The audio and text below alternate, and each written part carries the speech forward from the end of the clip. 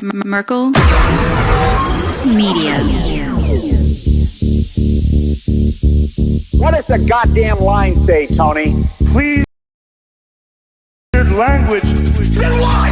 I'll be arrested, put in. Look, you're going completely sideways, man. And you ain't in it. How dare you? Mr. Speaker, the President of the United Chris Hansen with Dave on NBC. Jack Marius Tactheratrix. Hi, I'm Spartacus. Jackson, Sacramento, he, him. Steven Seagal. Sex offender guy. I'm Keith Morris. This is Muammar Gaddafi. I'm Rick James, bitch. Sorting through the lies. The hijacker's passport was at our crash site, if you can believe that. We cannot track $2.3 trillion. Plan for world domination. Learning about Cuba, having some food. Let's talk about Chinese people. Have you ever been in a Turkish prison? Swangles in Fort Lauderdale? I have sent 6 of my Libyan missiles to blow up the Sears hardware department. Nothing could be more fun than jumping off a cliff with 2 German bisexuals. Oh, you English are so superior, aren't you? Thank you, comrade. And now, macroaggressions. That's what assholes call it. With your host, Buddy, I don't know who you are, but you're about to get chlamydia. Charlie Robinson. Hey, Whitey, where's your hat? You want to drop the blame on Charlie and say it's all Charlie's fault. He was a retard. I get some goddamn diuretic.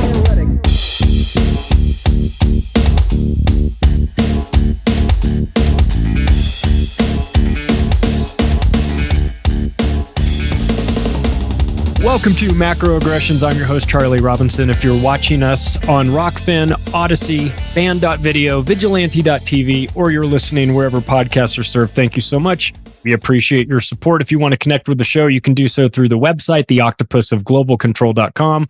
You can follow me on Twitter at Macroaggression. We're also on Instagram at Macroaggression Podcast. We can't do the show without the support of our amazing sponsors. Thank you to Legal Shield. They've been in business for 50 years in the United States and Canada.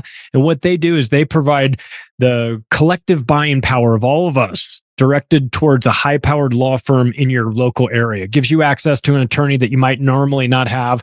If you have been postponing doing things like your last will and testament or your medical power of attorney, your financial power of attorney, all those documents, you got to have them. We're adults now. You can't postpone that stuff. You don't want to die and let the state get involved in your affairs. God knows they're bad enough when you're alive. You don't want to deal with them when you're dead too. So get these paperwork, get the paperwork taken care of now at a reasonable cost. Legal Shield charges about $30 a month. It's $1 a day. It's very reasonable. They have additional add-on packages like Identity Shield, which helps with credit monitoring, reputation management, password managers, things like that. They also, if you run a business, but you're not big enough to have your own legal department, there's a small business legal option as well. You can get involved with that. Are you a gun owner, a gun carrier? There's documentation for that as well. So I'll tell you what, we built a website. You can go take a look and see if it's right for you. www.don'tgetpushedaround.com will give you everything that you need to know about Legal Shield. And if you find something that you like, pull the trigger on it. I think it's a smart way to give all of us equal representation, as they say, equal justice under the law, right? Yeah, nobody buys that. They know that if you've got money, the rules are written in pencil. The laws tend to go your way. So we're going to balance that out a little bit. Don'tgetpushedaround.com is the website. Take a look and see what you think. Also, to our newest sponsor, EMP Shield, I tell you what, you hope you don't need it, but it's like insurance. You know, you're glad you have it if something goes wrong. EMP Shield is building, their device will protect against EMPs, solar flares, lightning, maybe Chinese spy balloons. I don't know. It depends on what's going on in there. It works on your home, works on your car, works on your RV, your boat, your generator. You can bundle it. There's bundling kits for all of this. And I'll tell you what, it gets fitted to the household circuit breaker with just 4 wires. It's installed just like a Type 2 surge protector. If you feel comfortable doing that and installing it yourself, there's plenty of installation videos on their website or elsewhere on the internet. Or you can hire an electrician, have them come in and do it themselves. So if you are interested, my suggestion, go to empshield.com, take a look. See what you think. It's many times more efficient than a single-use military design. It can withstand up to 40 EMPs. You might not be able to withstand 40 EMPs, but the EMP shield will. So take a look and see what you think. If you bundle it, it brings the price down a little bit, but prices start about $389. So very reasonable to protect the circuitry of your home, boat, car, generator, all of those things. empshield.com is the website. If you find something you like, use the promo code MACRO on your way out to save yourself a little bit of money. And God knows we're going to need that where we're going. Well, I'm excited about this one. I'm always excited, but I'm excited about this one in particular because TAG is doing the things that a lot of us fantasize about doing. We're going to give it up. We're going to quit our stupid corporate job that feels like we're dying inside. We're going to go out, buy a piece of land. We're going to develop it. We're going to do all this stuff. We're going to live off the grid and it's going to be great, right? And that's about as far as most of us get in the fantasy. Well, TAG has taken it the next step and he is actually living out probably his fantasy, most definitely my fantasy, but I'm excited to have you from the host of Life Done Free, which showcases his off-grid living. I am excited to have TAG here. Good to meet you, man. How are you? Yeah, I can't complain. Thanks for having me. I was really excited about doing this too. I got to research you a bunch and you and I line up pretty good. I think so. You also are an EMP Shield board member, are you not? I am. That is correct. Well, that's why I told you before we started recording, you might like one of the ad reads because it's a company that you're aligned. Listen, my whole sort of mantra with this show is let's get yourself prepared for what's coming. Be proactive. Don't be reactive. I mean, if you're waiting for the nightly news to tell you something bad is here, it's too late. You have to sort of trust your instincts and know what you see. And I see this coming and I think this is going to be a problem and I'm going to prepare for it. And you sort of have to do this without the media telling you to get ready or whatever. So EMP Shield, when my partner on this show, Tony Merkel, he's representing them as well. He said to me, he goes, I think this is perfect for your audience. And I said, I took a look and talked to the guys over there. And I said, yeah, I do too. This just kind of fits with that being proactive. What's your experience been with EMP Shield so far? Yeah. So, my background is actually in raising capital. And so I specialized my whole career in, startup companies. And, so when EMP Shield approached me and said, hey, we've got this project, we can't get it off the ground. Can you help? I kind of actually drug my feet a little bit. And then I got an opportunity to go meet with them and, the Department of Defense at the same time. And so I got to just sit back and listen. And, one of the, people there in the meeting said, why has no one ever thought of it like this before? And I knew right then, because it's my background, that there might be something here. Yeah. And so I helped them get it off the ground. I don't have an everyday active role in it. I sit on the board today. Yeah. But I think it's a big deal. And, sales have exploded, as you can imagine, right? Yeah. So, the Chinese balloons and, and all of this crazy stuff. But here's the thing I always tell everybody about EMP Shield is that whether you believe in EMP, whether you don't believe EMP, either way, for me, I live off grid protecting my, tens of thousands of dollars of equipment out there every day from lightning, which is a super normal occurrence. Yep. I think it's worth it all by itself. And for usually, half the price of a deductible, it's just an easy no-brainer in my opinion. Yeah. And I lived in outside of Tampa for a summer. And if you've lived outside of Tampa, they don't call it their hockey team the Tampa Bay Lightning for nothing. If you're living in Central Florida and you don't have EMP Shield, you are asking for trouble. But again, listen, do your own research, go to the website, see if it's a fit for you. I also don't ever give the hard sell. I just provide these options and I think it's a good one. I think it's one of those things where you don't want to, you'd rather be early than a day late on this one, right? Yeah. So talk to me about, I'm curious to know your path for leaving, you did the thing that we all sort of do. I used to work for one of the biggest home builders in America. And, I had these opportunities to move up the ladder and I got kind of freaked out about it. I saw myself 25 years from then, still sitting at, still going to, in my desk and sitting there and wanting to hang myself, and you actually had this corporate job that I'm sure was very lucrative and very comfortable and provided you a ton of security, and you left it. You left it for the insecurity of starting your own thing. A lot of people talk about that with regard to like businesses. I'm going to go start my own thing. You started your own home. Like you really like burned your boat when you got there, right? So how does that? Talk to me about that process of leaving corporate America and the stability or the perceived stability of that, and transitioning into something that's just the vast unknown. Yeah. So, long story short, so I worked as a financial executive, and I'd worked my way up from like what you're talking about, right? I was just a in the field sales guy 25 years ago, and I worked my way up all the way to the only person I answered to was the CEO. And, we ran, 2 financial holding companies, 2 life insurance companies, a marketing company, an investment company, a couple agencies, to the tune of about $150 million was coming through the door. And so my job was basically revenue. So I was in charge of all money in, whether that was marketing, sales, shareholder relations, whatever it is. Anyway, great job. I mean, I traveled all over the world. My wife had everything she ever wanted. My kids had whatever they wanted. Life was good right up until COVID. Yeah. And so, I got approached by the CEO of the company, and he said, "Hey, how do you feel about mandating the vaccine for everybody?" And I said, "I don't like this idea at all. We as an employer have no ownership over our employees' bodies. I think we're going to open ourselves up to lawsuits, for violating HIPAA laws at some point down the road. I don't think this is a good idea." And, really hoped, Charlie, at that point it would go away, but unfortunately it did not. And, about a week later, I got he came back to me and said, "Hey, we're going to mandate it now for everybody. And I think it would be best served if you did it." And it was interesting to me back then, because I look back at it now and realize that it really had nothing to do with COVID. It had to do with control, and it had to do with, was I going to be obedient? Yeah. And so, I told the CEO, "Yes, sir, I'll get a meeting put together," and which I did.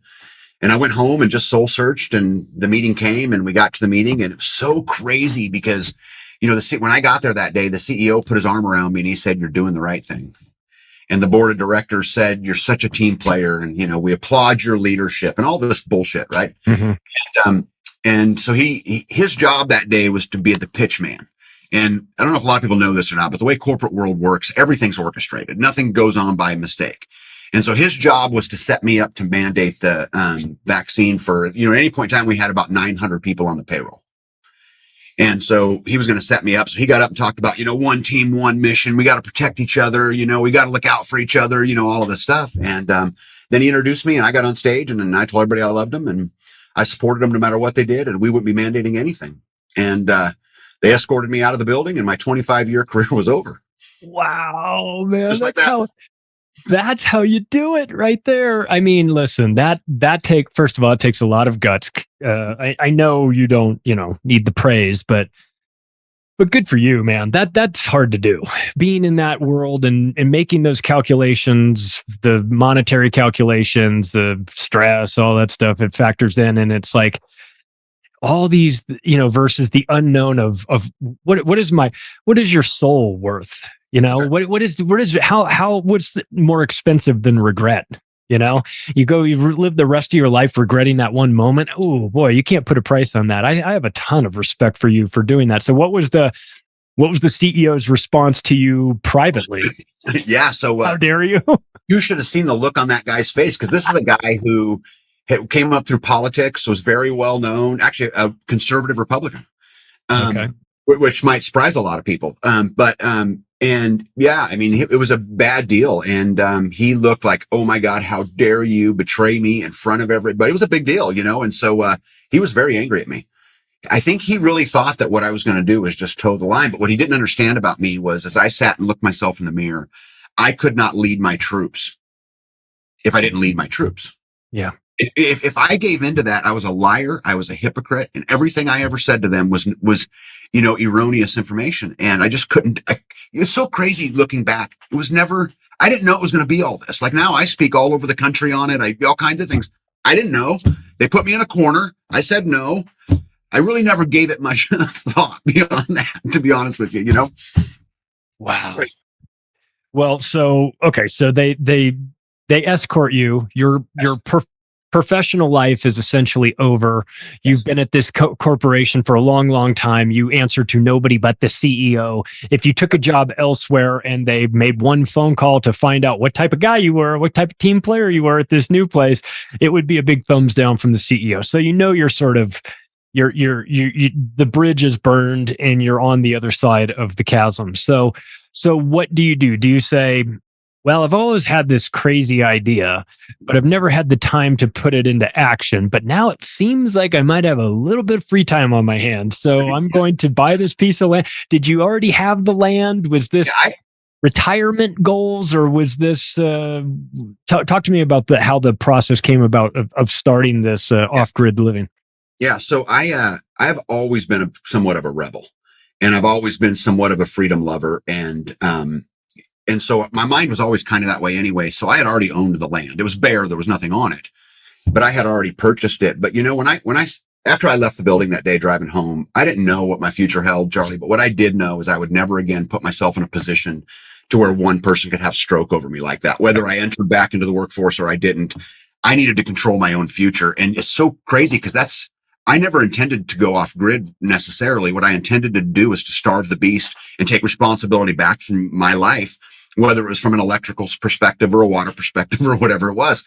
And so I went home then and decided I would start and create this list of every single thing that the system has control over me for. All the different, and there's a lot. And I actually built a massive spreadsheet. We call it the ungovernable score. And I just put all my little pieces in there, and then I just started to attack them. And so I built, since, as you mentioned, all of a sudden I had time on my hands. I started building, and so I built myself a 5,000 square foot super off-grid home. My house is super efficient. It's the best of insulation and the best of thermal mass. It uses passive solar and passive heating. I have a large solar system we call the Freedom Electrical Co-op that produces all of my power, so I have no electric bill. My water, I have 3 water sources. They come from a well. I got 7,700 gallons of rainwater. I've got a big 2.5 acre pond. And what's cool about this system is I can actually pump it all into my house. My wife can actually wash clothes and rainwater on one side of the house and take a shower in well water on the other simultaneously, which is pretty cool. But I just kept trying to knock all these stroke things off. And today I live mortgage free. I got no car payments, no electric bill, no water bill, no sewer bill. I have my needs are super minimal. I mean, I pay for internet and cell phone, right? Because I want those things. But, so really it wasn't about off grid. For me, it was about breaking the stroke. I'm tired of the game. I'm tired of, we live in the craziest case of modern slavery that ever in the history of the world. And they get you at every corner with easy credit. And they get you with, this dollar that isn't even real. Right. And we can go down that road too, but it doesn't even really exist. I mean, it's the land of make believe. Yeah. And so I just decided to take control of my life. And, I still work, I still own other companies and do other things. But I even use their resources to starve the beast and to choose where I'm doing business with, because I'm not going to play the game anymore. I don't have to, and they can't make me. You're like the reverse of an ESG score. I'm the opposite. I'm the ungovernable score. The ungovernable score. I love that. That's so great. I'll get on board with that. I'll take some points for that. Yeah. Talk to me about the solar though, because, solar, are you in the right place for it? Is it the right topography? Are you facing the right direction? Is solar ready for prime time? You can get it to work pretty well. I don't necessarily think it is for everybody. I think it depends on where you're at. For me, because where I live, I get lots of sun. I also get lots of wind. Wind works really good here. So I think for everybody, it's a little bit different. But I think for the vast majority of people living in the United States, solar is a great option. Okay. Like I said, I can weld with my system. I have big power. Wow. I have air conditioners. I have everything everybody else does. In fact, if you didn't know I was off grid, you'd never know it walking in my house. Really? Yeah. And the process of building this house, I watched a little bit. I watched an episode where we sort of showed you did it in a really smart way. You built it. You built the first component of it so that you could live there, and then you added on sort of like as if you were adding Lego blocks on a shop, an expansion of the house. What was that process like, and how long did the whole thing take you? Yeah, so I build in what we call pods. And so my house has 4 pods in it. So pod 1, the reason why I put it up first was because it gave me 2 bedrooms, it gave me a bathroom and a kitchen, because I knew that no matter what happened, I could function in that. Right. It wouldn't be ideal, but I could function. And then pod 2, when I added on the living room. And then pod 3, we added on the laundry room. We added on another bathroom, another bedroom. And the office actually that I'm sitting in is at the 3rd story level. So this actually you see all my windows, it overlooks my entire property. I can see everything from up to my office. And then pod 4 was ultimately the master bedroom, that we put on. But I did it that way because I could nickel and dime it. I wasn't going to borrow any money. Right. So I could spend 5,000 here and 8,000 here, and I could just keep, trucking along. And today, it's all together and works fine. And I actually get a lot of comments about that. That's smart, building pods. Yeah. I had to do something. It was funny when we moved here. For the first 11 days, we showered outside because I didn't have the water hooked up. That was fun. What time of year was that? Yeah, so that would have been in July. Okay, better than January, I suppose. Yeah. That's an interesting way of doing it. And now you've got a pond, which is interesting because what did you build the pond? Was it you put it in yourself? So I'm assuming you've stocked it with fish. Yes. Yeah, Oh, yeah. I'm part of the Ungovernable score. And Charlie, if you want, I'll send it to you. And you can take the test yourself and see where you fall on it. But so there's there's 10 main components to the Ungovernable score. One of them is food. Yeah. So for me, the way we deal with it is I have chicken, sheep, cows, pigs. I have a huge garden, and then I have fish. And so the pond represented a whole bunch of things for me, not just protein from fish, but recreation, but also water. And so we built it that way. And when we were building it and had the bulldozers out here and all of that kind of stuff, I piped pipes down into the bottom of it. I did all of that so that I could then harvest, these resources as I go along. And now it's just this big, beautiful pond that we can fish in and we can, swim in, and we do all the time. That's fantastic. What a smart idea. What sort of acreage are we talking about for the whole project? Yeah. So all of the work I do is on 40 acres. 40 The pond is 2.5 acres. I have 3 ponds, but the one that we built was 2.5 acres, and it's 21 feet deep. So it's quite a bit of water. Okay. And that gets refilled. Do you refill it? Does it just get refilled naturally with rain? Yeah, I put it in a spot that had 42 acres of runoff, and I'm at the top of the runoff. So the only place it gets its water from is my land, which we don't spray, we don't put chemicals on, we don't do any of that stuff. So, but I have 42 acres of runoff. So my pond was down 6 feet walking in to this month. We had one rainstorm of 2 inches and it filled. Oh, wow. Okay. So it doesn't take much. Yeah. And the water, rain collection system for your water, like you said, was how many gallons? 7,700 gallons. 7,700 gallons. That's quite a bit. What does the average person use, the average American family use per day in terms of gallons? Do you know? 100 gallons? Yeah. So in an emergency situation, they say at least a gallon a day, but you use way more than that. By the time you take a shower, like for example, my shower is 2.5 gallons per minute. So if you take a 5-minute shower, you can kind of do the math, but the way that I try to figure it, for my family is I try to figure it about a 20 gallon per day average living, scenario, which you could tune down if you needed to, or tune up if you needed to, but we've never run out of water. I can use rainwater all year long. That's great. What about the animals here? How many people is it just you and your wife managing this whole It's me and my wife. We do it menagerie of animals going on? That sounds like a ton of work. My daughter rides horses, and we're always at the barn, and we always see what's going on. There's just always an endless amount of activity happening. So I would have assumed that maybe there was a hired help for some of that, but no. You are the hired help. We're the hired help. We built our house. My fireplace is 3 stories tall, covered in rock, and my wife put every rock on it. Wow. What's her background? One of my proudest moments, seeing her way up there, putting rocks on. But no, we manage it all ourselves. That is really impressive. The animals, what do you have? Sheep, cows? Yeah. We've got sheep, cows, pigs, chickens, and then a big garden, and then fish, obviously. And we eat all of them. Yeah. The garden. That's what a lot of people are starting to talk about. I think you and I know the same people, John Bush and Jim Gale and Marjorie Wildcraft over at the Grow Network. These people were just farmers, a while ago. They were talking about crazy stuff, and now it's becoming mainstream. This idea of being, like you said, but becoming sort of ungovernable.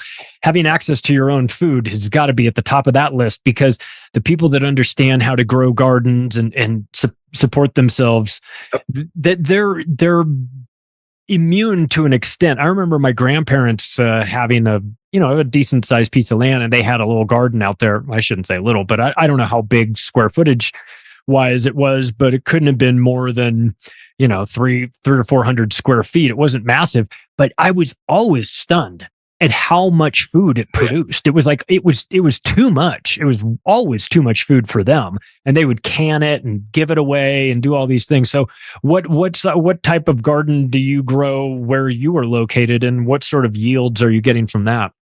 Yeah. So we grow about a 2.5 acre garden.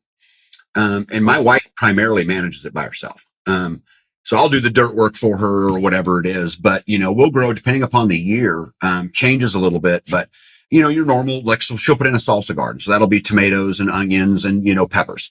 And then she'll grow, the normal corn and broccoli, just all of the normal things, that we have. And I built her a external processing kitchen. She has a 20 by 30, external, all stainless steel processing kitchen to process the animals and that. So she'll go in and can and dehydrate and, all of those things. She'll can all of our salsa, all of our spaghetti sauce, make her soap, breads, cheese, whatever. Whatever's on her agenda for the day, I would be dead in a week if this was up to me. I'm going to get an F on your score. I mean, the idea of like, I'm just going to grow my salsa garden sounds like great, but I wouldn't even know where to begin. What's the background? Did you guys, is she self-taught on this, or did you watch a lot of YouTube videos, or what's the process of getting educated on how to do all this stuff? Yeah. So her dad was quite the green thumb, and she actually resisted it. She's a city girl. Mm-hmm. And, for the first, 7 years of our marriage or 8 years of our marriage, it was all about Coach purses and jewelry. Yeah. As she had an aha moment. And, I think all of that stuff came back from her dad through that moment. And then when I lost my career was a reinforcing moment of that. But she is just great at it. And she watches lots of YouTube and watches stuff. She has a question about something and some trial and error. Cause I'll tell you, and a lot of people don't know this. If you garden or have fruit trees or whatever it is, you have to figure out that you're going to have a 30% loss rate every single year. 30% of what you plant is not going to grow and you're not going to harvest. 30% of the peach trees are not going to produce. 30% of the apple trees are not going to, whatever that is. And so we have to grow large enough to absorb that 30%, or I'm still dependent on the man and I got to go to the grocery store, which is shit food anyway. Right. And, and I can't get a hold of that. So yeah, she just loves it. I've got a partner on, one of the group shows I do, and his wife has a YouTube channel called The Naked Gardener, and everyone tunes in because they think, oh, we're going to see a naked gardener. Well, you don't really see too much. Not really, yeah. But she's gardening and teaches people how to do it, and I thought, I always thought of that as being like, rural type of things. That's what people. My grandparents were in Tennessee. The things outside, away from the cities. But I'm starting to feel like the people that need it the most are the people that live in the cities. Do we have any sort of ideas or options for people that are city or limited in the amount of space that they have to grow food that can feed them, maybe not fully sustain them, but at least give them the opportunity to grow a little bit of food? What kind of suggestions can you make to these people, given that you guys have sort of figured this out on your own? Well, the first thing I tell you is you can absolutely do it. I mean, that's the first thing. It's not scary. To put a seed in dirt and put some water on it is not a scary process. And, the first year you'll struggle a little bit, but as time wears on, you'll get it down to a whip. And I know a lot of people, just even in our community, I'm part of a 900 person community that works together and does all kinds of things. And there's people who live in apartments. There's people that live in condos. There's people that live all of the above. And even if it's just a matter of growing, 5 buckets of tomatoes and peppers and onions so that you'll learn to produce your own food, you'll be fine, because you never know what comes. Because if you think you're going to go out to some random place and dump a couple seeds in the ground and be able to harvest all your own food, that's not how it works. No. And talk to me about this 900 person group that you're a part of. What are they, what do they focus on? Is this something that you have to be a off-grid living person, or is this something that people that are looking to kind of learn more about this can parachute in and get some information from you guys? Yeah. So this is a big, complex topic. And I'll try to make it simple. So actually today I posted a video on my YouTube channel today about 2 new properties that I found for sale. And so I actively work at growing our community. And when I talk about 900, most of those 900 aren't active. There's 200 of them that are semi-active, and there's about 80 of us who are super active. And so we get together and we do what's called a homestead rotation quite often, and where we'll get together and put up a barn, or we'll get whatever's on the agenda for that day. And I've done them at my house and et cetera. But these are people who are coming out of the cities. These are people who are coming out of the rural areas. There's other homesteaders. On my YouTube channel, there's a community video on there where we had 46 people at my house, and what we worked on was firewood because we were approaching the winter. And I have 4 fireplaces in my house, so I go through quite a lot of firewood. And we put up 13 and a half cords of wood in 7 hours, and we milled a whole bunch of lumber for construction, and we chipped a whole bunch of branches for the garden. So just these big community efforts that come. Nobody expects anything. Nobody gets paid. It's just the way we do it, because at the end of the day, back to the ungovernable score real quick. So when you look at the food, because this is important to tie these together, when you look at the food, like right now, I'm producing about 70% of my own needs right now. Well, how do you get to the other 30? Right? How do you truly get ungovernable? Well, the answer to that question is community. Yeah. To me, community trumps everything, because I can now barter my fish, my meat, my vegetables, whatever, my skills, whatever it is, to another homestead for another piece that I can't produce for myself, or to another mechanic. I trade 2 pigs every year for all my maintenance work on all my machinery. I trade honey to the local veterinarian for veterinary services. And by doing that, I'm taking that money kind of out of the system a little bit. And what I mean by that is, the dollar on average, and I don't want to go on this big rant with you, but the dollar on average is going to travel to about 3 people before it's completely reclaimed by the federal government through taxation.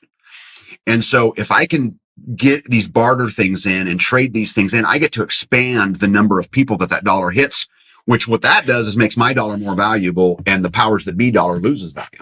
Yeah. So that's just how we do it inside of our community. And I did things like I started freestating.com, which is a social media platform, and it's just full of nothing but like-minded people, and they connect. And I know of communities in Indiana and Texas, in Georgia. I talked to Jim Gale a lot about this just a couple of weeks ago. I shared a stage with Jim Gale. Yeah. A couple of weeks ago. And we talked a lot about this, about community and how to put it all together and all of those things. So it's a big, complex picture, but we're getting better at it every day. I'm adding families to our community every day, and it's really cool. Jim's been on the show before, and after he gets done talking, I want to go run through a brick wall. I'm so pumped up, to share a stage with Jim Gale. Yikes.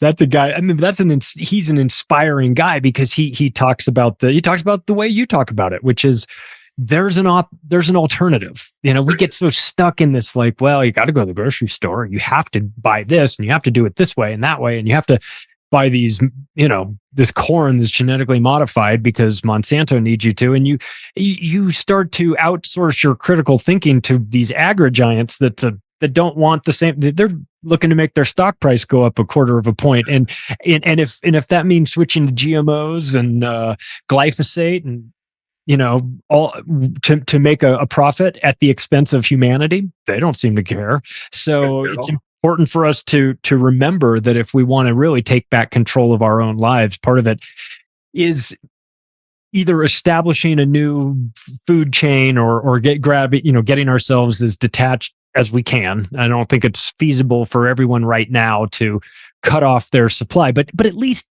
have a mentality of moving away from these supply chains. What about farmers markets? You guys supply them with food? Is that a thing in your area? Oh yeah. A lot of the homesteads that I run with, and those things that they sell at farmer market, it's part of their normal income. I do not. We keep everything that we produce. We either give away to the community or we use ourselves. I'm not in the business to sell it. I don't sell anything. I kind of look at it like, if I can't manage 100% of my own needs, what business do I have selling? I haven't got my own stuff together, and I'll tell you, but I don't think 100% is possible. You don't think it's possible, or you don't think it's impossible? I don't think it's possible. Right. To get 100% free. I don't think it's possible. Yep. Well, I mean, look, the idea that you're trading pigs for mechanic services sounds genius to me. I mean, or honey for veterinary services. Yeah. That's great. I just was at an Acapulco in Acapulco, Mexico speaking, and one of my friends who I knew before going down there and got a chance to meet her in person is a a lady named Miriam Hanane. She is the director of Vanishing of the Bees, the documentary on colony collapse disorder and the pesticides that were used on that. So how did you wind up, how do you build an apiary? How do you get into to bee work? I mean, is that something that I know very little about, but I guess I suppose I could ask Miriam. She'd tell me a little bit about it, but how'd you manage to pull that off? Yeah. So when you do everything for yourself, you got to kind of look at what you do as an ecosystem a little bit, right? Mm-hmm. Because I needed the pollinators. So we actually got into bees for our fruit trees. Okay. That's the whole reason we got into them. But now that we've been at it for a few years, they are so fascinating. The way they hold hands with each other, the way they respect their dead. I mean, the bees are a trip. Yeah. And my wife took right to it. And now, she's got 9 hives and, each hive's going to produce us about 5 gallons of honey a year. And so you get 45 gallons of honey a year. That's enough to get me through that's a lot of honey, Yeah. We don't even burn through all of it. And so, it was really just about the fruit trees, bud. And then now all of a sudden it's the love of, I'm going to go take care of the bees. God, that's so cool. And listen, if Bill Gates has his way, they'll all be robotic, genetically modified bees that are, oh God, the idea do that to our chickens.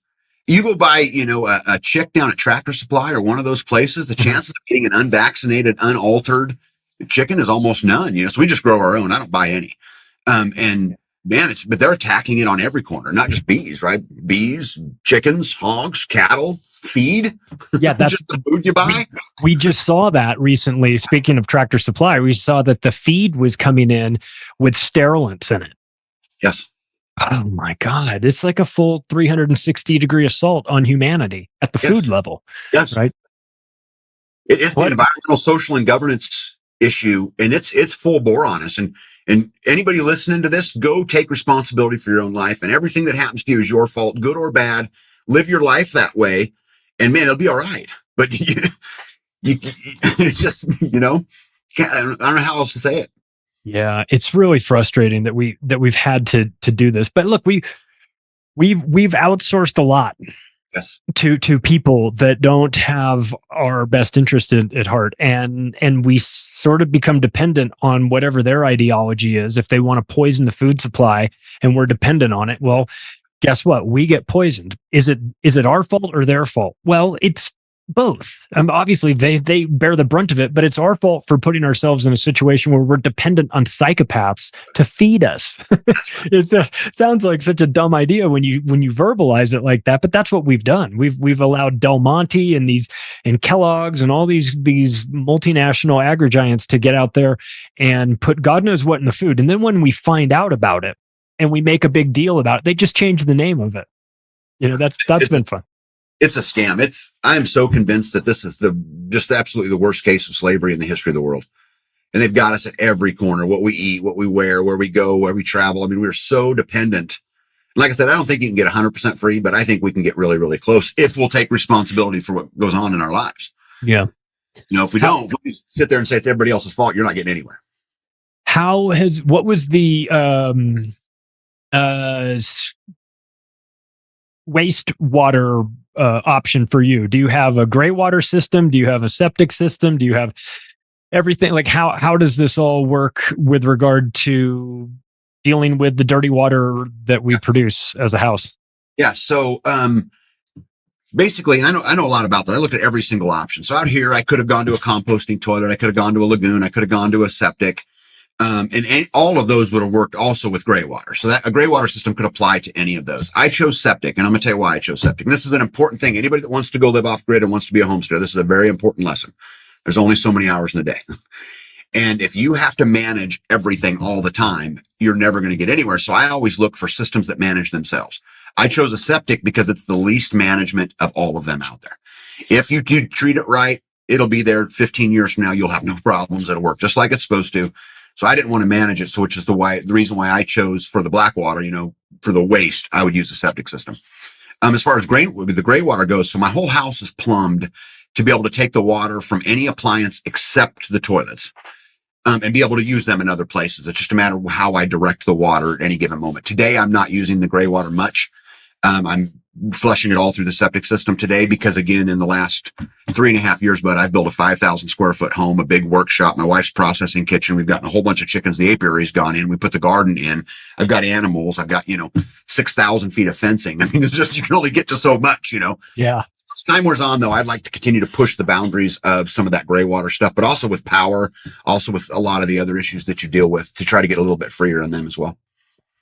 So you get it all built. The animals are here. The bees are here. The lake is here. 5,000 square foot house, the workshop. You've got these networks of things. What's the next step? Does this become a classroom? Yeah, this is a great question. And actually, I'm talking to Jim Gale about this right now, about talking about some of these permaculture institutes and some of these other things to teach people. But I think for me, my mission in life is, which is again why I built Freesteading, was to go out there. Now that I've gotten this far, we live pretty free. But now that I've gotten this far, I'm really going to spend the rest of my days trying to help people get there, because it's hard. It's not easy. And anybody who tells you it's easy, don't know what they're talking about. And so for me, I think really the push is, how do I continue to grow my community? But just as importantly, how do I help people in all these other states that I'm becoming more and more aware of all the time? How do I help them grow their community and help put in this parallel economy and this parallel system that's critical, in my opinion, to us being able to starve the beast and take some of this back? Yeah, I think it's really important for people to see that it can be done. Show them, like Jim is talking about.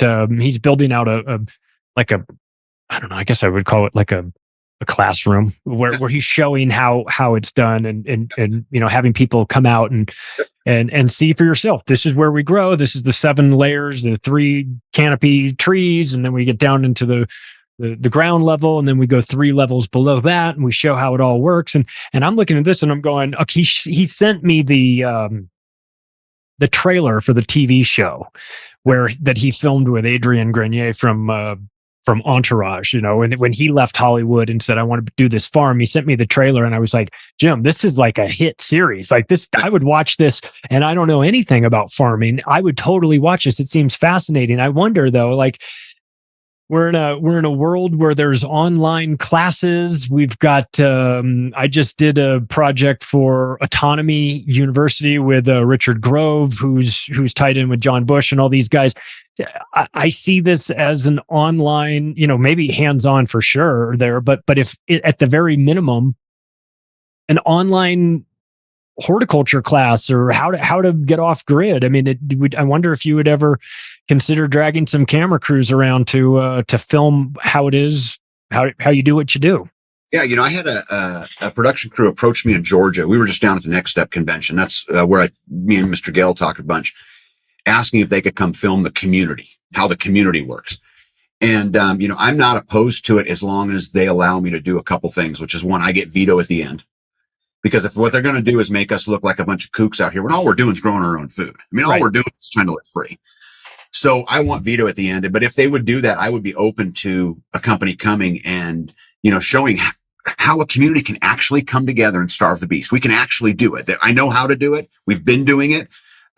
Because I think that model could be replicated, over and over and over and over and over again. And then eventually we end up with this total parallel system that meets our needs, and you get good, healthy food, and you get good inputs, and you got some say in it. And so I'm super motivated to do that if the right opportunity presented itself.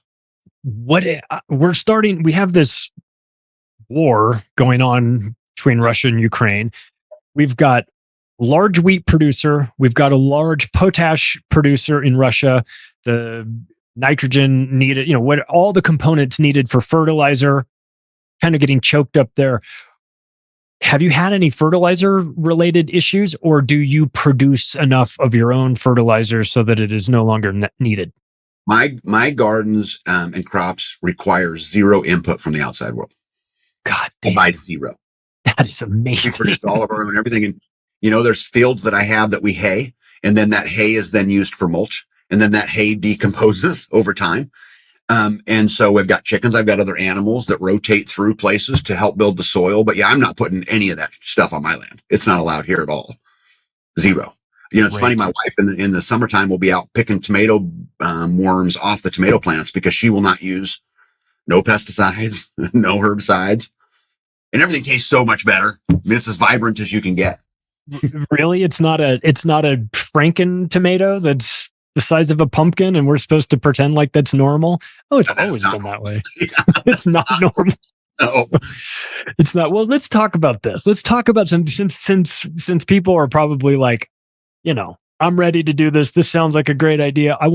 Let's talk about the practicalities of the money behind it. Like, what is something like this? And I don't, obviously I'm not asking you to give up your financial details or anything like that, but talk to me about what's it cost to build a 2.5 acre garden?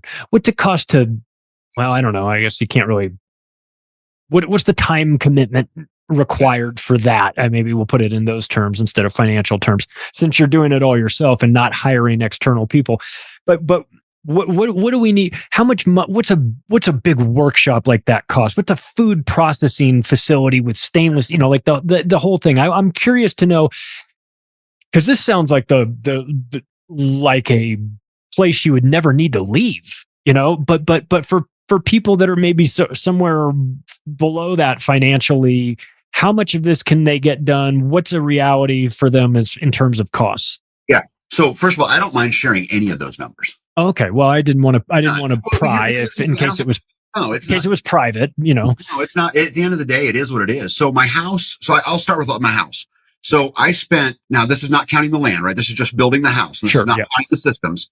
I spent $83,000 building my house. That's what the material cost, because I did it all myself. Okay. The way I got there was some of it was retail, but a lot of it, what I got to do is, like, I bought a semi-load of hardy board siding, for example, for $2,000. That's probably $8,000 in siding, but I bought it for $2,000. So I always was looking for the deal. I've got a member of our community that works at a lumber yard, and he's the second guy high up as far as in the company goes, so I can do some wholesaling stuff. And so I just tried to buy the best that I could on discount, but I spent $83,000 building my home, start to finish. Wow. That's it. I live in a big 5,000 square foot home, right? I mean, my house is not little by any means. Right. So that was that. So my solar system, I bought half my panels at auction. The other half I had to pay retail for. The rest of the system I bought from Alt-E. I spent $53,000 putting in the Freedom Electrical Co-op, and it produces enough power I can weld with. I mean, I got a nice big system. My water system. So I had a well that was $3,300, but then I wanted to pump it into a holding tank so I would never run out of water. So I spent an extra $5,000 making sure that it was in a tank, always full, so we weren't going to run out in a drought or whatever the case it was. But by the time it was all said and done, I think I got about $14,000 in my water systems. But again, I did all the work myself, right? Fairness. The shop, I got a 40 by 60 steel shop. I spent $32,000 on the building, and I spent about $12,000 on the concrete, because my concrete's 14 inches thick, because who knows when I'm not going to come home from the auction with a, bulldozer someday or something. Who knows? Right. Do you do that? Do you come home from the auction with random things? I love auctions. Yeah. I'm an auction addict. So that was that. The processing kitchen wasn't very much. I think maybe I spent, $6,000 or $7,000 on it probably. All the stainless steel stuff, I found an edible arrangement store that was going out of business, and I went in and bought up all their stainless steel. I spent $700 or $800 that day, but it's all now, sinks and countertops and, all that stove and, all that stuff. So that was pretty easy. The garden really isn't very expensive. It's really more labor. In fact, I think this is a fascinating topic. When you talk about the ungovernable score, the one you can't buy your way out of is the food. I don't care how much money you got. You are not buying your way out of it. You got to go earn it. And so, I might have $1,000 or $2,000 in my garden, with fencing and just the stuff that goes into it, but it's really not very much money. It's really more labor, than it is anything else. So it wasn't that bad. You're like practically Amish. Oh, I'm getting close. You just need to shave the top part and grow the bottom part out. We'll get you. Do you have a buggy? Have you bought a buggy at one of these auctions? Because yep, I have not. But I am in the market for a 48-volt golf cart that I can charge off my solar system. Oh, cool. Yeah, that'd be great. Well, what's your relationship with Permapasture Farms? I saw that you were you were talking about them. What are they out there doing? So Billy is a great permaculturist and a really smart guy. He understands how the systems work really well. He's actually an original Kansan, which is where I live, is in Kansas. Okay. And he was out here, and we actually didn't know each other very well because we ran kind of in different circles years and years and years ago. But I've just gotten to know him over the years, and he's a smart guy. And I've been on his show, hung out with him a bunch, spoke with him at different places. There's a festival that goes on called the Self-Reliance Festival. It's in Camden, Tennessee. And so I've spoke with him there before, and actually I'll be there. I don't know if he's coming this year or not, but we'll be there here at the end of March as well. But yeah, good guy, good permaculturist. You want to know how to grow things and how to line it all up. He's a great one. Great, smart guy. Yeah. Yeah. I'm starting to meet these people. I haven't met them, but I'm starting to meet these permaculture people that I didn't know before. And I'm starting to meet people that grow, microgreens, I had never heard of microgreens, so I'm starting to, and the Jim Gales and Marjorie Wildcrafts of the world that are talking about like, hey, listen, this is, you might think that this is complicated because we've been growing up lately in the system where it's all, big machineries and big farms and everything. But like when you dumb it down to kind of a root level, it's a lot easier than you think. You just have to kind of dig in. Is that what you found, that a lot of this stuff it seems maybe undoable from the outside? Once you start monkeying around with it, you can get it all figured out. Yeah, I think the other thing that's real important for everybody to know is that it's once you get your infrastructure in place, like our gardens are pretty much weed free. Now it took a lot of work to get them that way, right? But now they're kind of a little bit on autopilot. If that makes sense. You're still planting and you're still harvesting and you're pulling a little bit of weeds, but it's, they're pretty mild. Same with like the food forests and that. Once you get them in and they start growing and doing their thing, there's not really a lot of maintenance involved in it. Once my house was built, I don't have to do that anymore. And now that my shop is up, I don't have to do that anymore. And so it gets easier, but I'll tell you the first 4 or 5 or 6 years as you're putting all that stuff in, it's, oh my gosh.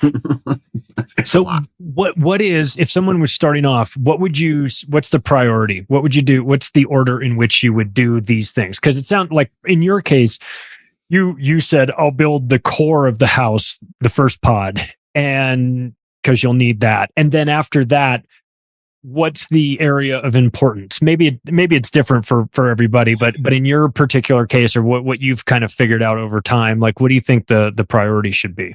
Yeah. So the way that I look at this is really 5 things that I think really matter. And shelter, which is why I tackled my house, right? I would put it at the top of the list because where we live, the elements, we had a day this winter that was minus 41. Oh, good Lord. Shelter's kind of important. Yeah. Right? Yep. You're not going to be sleeping in a hammock, or a yurt at minus 41. That'd be pretty hard. So that was my second, though. My biggest one was power.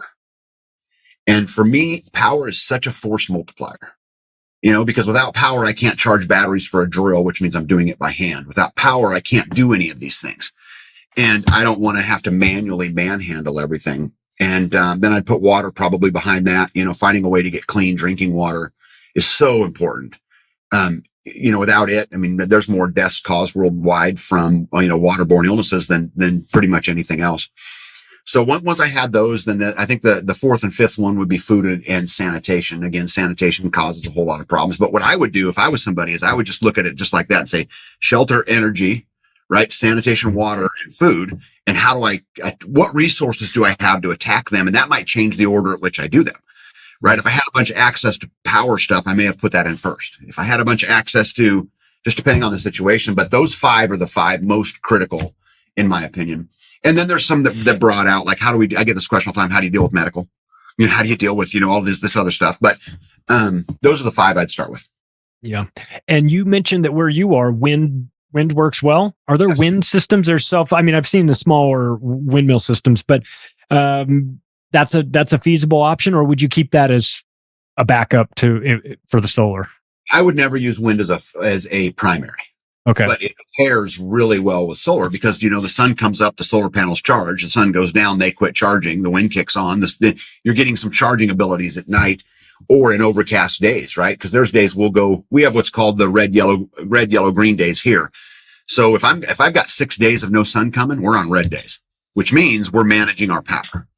If I got green days where it's nice and sunny, like a day like today, I could do anything I wanted to with however long I wanted to. It didn't matter. And so I think what wind does is it pairs well with solar and allows you to pick up some of that charge time in storms and overcast days and things like that. So for us, it works well. I haven't gone down the road yet, but I do intend to. Yeah. What don't you have that you want? Like what's on your wish list for things that you're eventually going to put in besides? Yeah, there are so many things out there that I want to play with. And that's one thing I'm getting kind of excited about is I'm getting to a place on my homestead where I can start doing some of that stuff. Like I'd like to start playing with sand batteries. storing my excess energy into a sand battery. Oh, what's that? I've never heard of this. Tell me about that. So basically, so solar systems, one of the problems with, not really a problem, but one of the things that's awful in my opinion is once you've filled your batteries and once all this happens, so like today, for example, my batteries were full by 10:30 in the morning. Whoa. So the rest of the day I'm dumping power. So what do I do with all that excess energy? If I could figure out a way to store it that isn't in a $2,500, lithium battery. Right. So I've been doing a lot of research lately, not a lot, but some about storing it in sand batteries and water batteries, because you can actually store the power in those and then release that power out slowly to heat and to do some of those kind of things. I would love to get into some of that biomass stuff. I'd love to start playing with these other alternative systems, hydrogen, just all kinds of cool stuff. But I don't feel like it's smart business until I get those first 100% squared away. Yeah. For me to do that. But yeah, so I'm really looking forward to some of that. And then just enjoying life, going to my wood shop and making a rocking chair, building a bridge in the woods, whatever, I'm really looking forward to those days. Do you have infestations? Do you have animals coming out? I mean, like anything? Yeah. I get this question a lot. So I lose probably 30 to 40 chickens a year to predators. Ooh. So a bunch. But here's the thing is that, and I tell people this all the time, you can have safety or you can have freedom, but you can't have both. Yeah. And this relates to the chickens. If I want the chickens to free range and have a great life, I can't stop the predators. I can try to hunt them. I can trap them. I can do all of these things. But in the end, the coyotes are going to get close enough and you're just going to lose some. That's part of being free. I mean, do we want to be the lion in the Serengeti or the lion in the zoo? You got to pick. Yeah. So I'm not going to enslave my animals and then me say I live free. So I just deal with it. But yeah, I get hawks and eagles and coyotes and foxes and raccoons and all those kinds of things. But it's just part of dealing with it. Man, this is really inspiring. I feel like I should mention one of my sponsors, solarpowerlifestyle.com, promo code macro. Use them if you want, man, since we're talking about all this solar stuff out there. Like it's boy, the idea that we're just dependent on, you and I were talking because I had my internet go down last week. Yeah. The idea that I am dependent on some exterior company to give me the thing that I need to do my job. It's like, I don't need much. I need a computer and I need internet. And if I've got that, I'm pretty good wherever I am. But it's like, I don't have internet. Like that makes me dependent. And I like the concept of being independent. I think that we all should strive for that, be that physically independent, be that independent of thought or whatever. So you come out of the financial world. I'm curious to know your takes. And obviously I'm not going to hold you to, licensed financial advice or anything like that. But given where you see things heading, and we talk about, you and I could probably do an entire show on how much we despise fiat currency and the central banks and the dollar and all this stuff. We'll wrap up with this. What's an avenue that people should be looking at if they're thinking long term about maybe they can't get out onto the farm yet, but they want to maintain the assets that they have. They maybe want to convert some of their soon to be worthless Federal Reserve notes into something tangible.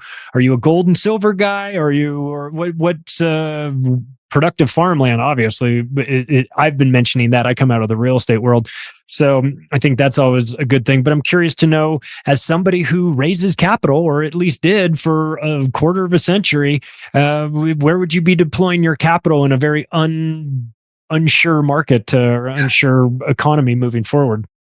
I own gold and silver, but they're really not my primary. And, for me, I think that there's very few things in this world you can buy as good as dirt. And I'm going to buy land and buy land and buy land and buy land and buy land. Because one, they're not making any more of it. And it's a real asset. I mean, at the end of the day, and I'm not going to give financial advice, but I'll tell you guys what I did. When all of this stuff craziness happened, I took 100% of my money out of the market. I have no money in the market today. No. Zero. Good. And so what I choose to do instead is I'm trying to figure out how do I be income poor and asset rich? How do I continue to buy assets? Hard, real, tangible assets. And that's just what I do personally. And it's funny, if you look back at it when I did it, I'm way ahead. Yeah. The land values that I own now are way more than the value of my, portfolios. Yeah. Way more. And so it was a good decision on my part, from that perspective. But I don't trust the markets. I don't have my money there. I'm not giving financial advice. No, we know, and I always tell people I'm not licensed to give financial advice. I just say this is what I like, and this is But that's a look. I wouldn't want to have my money in the stock market either, given that it's just one rug pull away from a catastrophe here. And like you said, that land is they're not making any more of it. It's great to have that. It's great to have a place to go. It's great to have water. Water rights, unfortunately, are becoming a big deal too. So it's one thing to have the land. It's another thing to have the water. And it's quite another thing to have the water rights. So I think we have access to that. So we'll wrap up with this. So tell us what people can do if they want to take the very first step towards making this happen. Where would you point them in a direction that that once they take that first couple steps down that way, they're going to get more and more into it. And next thing you know, they're going to be, farming on their own 40 acres of land. Yeah. So I think the first thing I would tell everybody is don't get intimidated by, like you and I talked today that I went and did all these things. It's not that. Go look at those 5 things that I told you guys about, as we were going through this, which is simply shelter, right? Food, energy, water, and sanitation. And then ask yourself, which one can you deal with? If it's something as so simple as getting a Berkey filter for a desktop, if it's something so simple as storing a little bit of food away, if it's something so simple, just do it. Just get moving. Just get heading in that direction. And what you'll learn to do is what happened to me. It became this huge game about, okay, how free can I actually get? Yeah. And it was nice. So don't get intimidated about it. Here's the other thing too. You're in competition with nobody. Don't compete with me. Okay. Cause I'm not going to compete with you. I'm going to compete against me. Right. Can I be better? And can I be a little bit freer? And then I think that the other thing, and I said this earlier when you and I were talking, but I think it's just so important. You just have to get to a point where you recognize that everything that happens to you is your fault. I lost my career because I aligned my views with a company that did not share them. Period. Yeah. Well, what they did, I'm not letting them off the hook. That's on their God. That's between them and whatever they live. I'm not even paying attention to it. For me, I have to take responsibility and recognize that I can have safety or I can have freedom, but I can't have both. Yeah. Wow. It's words to live by, really. It's something that we need to take to heart. Where's the best place people can find you, find your work, or connect with what you're doing? Yeah. So you can, Life Done Free is my YouTube channel. So you can find me there. We also have a Facebook page, although I don't really monitor it much. I'm not very good at the whole Facebook thing. But you can also find me at freesteading.com. And if you don't mind, I'd like to plug Freesteading real quick. Please do. Yeah, I'd love. Yeah, please do. It works a lot like Facebook, but there's things you can do in it. Like for example, once you connect with somebody, you can instant message them inside of there. There's a state page for every single state. There are people in there talking about yoking up and building community in every single state. And so if you go to freesteading.com and just find me, tag, and connect with me, you can message me directly, contact me directly. I also have a website, which is lifedonefree.com. So you can find me there. But I spend most of my time on Freesteading, and then on YouTube is the primary places you'll find me. That's just, man, it's really inspiring to meet people that are not just talking about it, but have actually done it. I think that's going to push a lot of people to recognize that, hey, maybe I don't know how to get from A to Z totally, but I know how to get from A to B. And then once I get to B, I'll figure out how to get to C, and I'll sort of incrementally move myself towards a freer lifestyle. God knows we all need it. That's Tag, everybody. If you liked him, please support his work. Follow his channel on YouTube. If you want to connect with me, the website is theoctopusofglobalcontrol.com, or you can find me on Twitter at macroaggressions. Thanks, everybody. I will talk to you again soon.